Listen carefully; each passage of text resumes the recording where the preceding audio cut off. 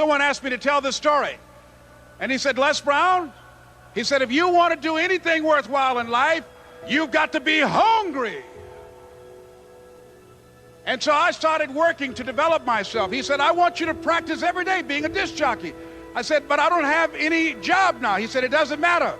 He said that it's better to be prepared for an opportunity and not have one than to have an opportunity and not be prepared. So every day I was working to develop myself. And that's what you must do.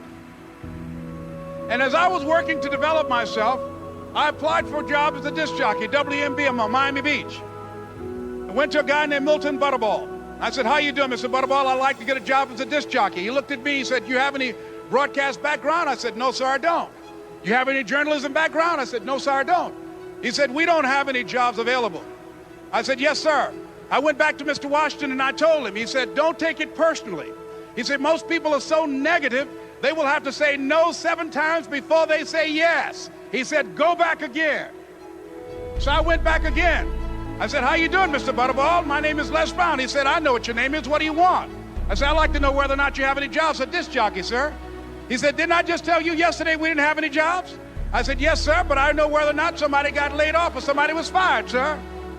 He said, no one was laid off or fired. Now get on out of here. I came back the next day. Hello, Mr. Butterball, how are you?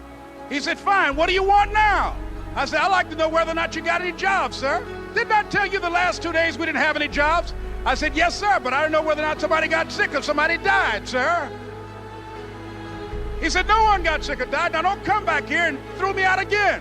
I came back the next day like I was seeing you for the first time. I said, hello, Mr. Butterball, how are you? He looked at me with rage. He said, go get me some coffee. I said, yes, sir.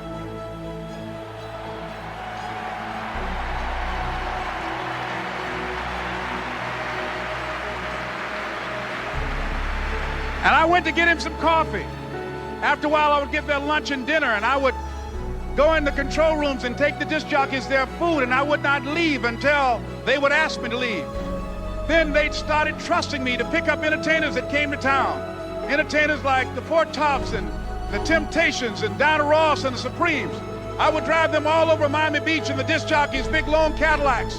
I didn't have any driver's license, but I was driving like I had some.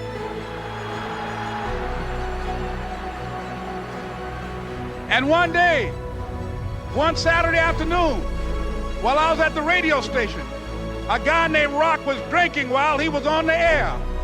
I was the only one there, looking at him through the control room windows, walking back and forth, young, ready, and hungry.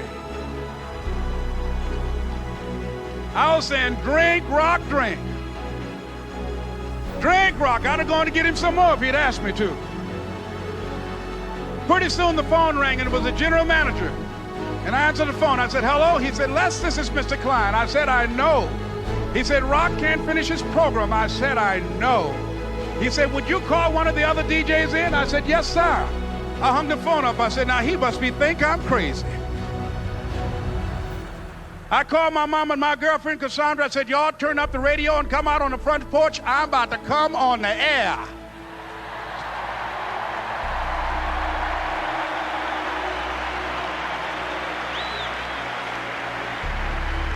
I waited for about 20 minutes, and I called him back. I said, Mr. Klein, I can't find nobody. He said, young boy, do you know how to work the controls? I said, yes, sir. He said, go in there and don't say nothing here. I said, yes, sir. I couldn't wait to get behind those controls. I put on an old Stevie Wonder record called Fingertips. I sat down behind that turntable. I said, look out, this is me, LB Triple P, Les Brown, your platinum playing papa. There were none before me, and there will be none after me. Therefore, that makes me the one and only, young and single and love to mingle, certified, bona fide, indubitably qualified to bring you satisfaction, a whole lot of action. Look out, baby, I'm your love man. I was hungry. I was hungry. You gotta be hungry.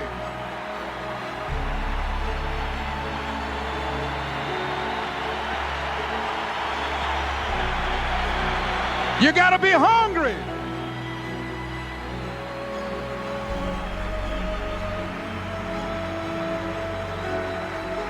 So, ladies and gentlemen, if you want to make your dream become reality, The people that are running at their dreams know that it's possible that you can live your dream, that it's necessary, that you're relentless, that you have a plan of action, that you are creative.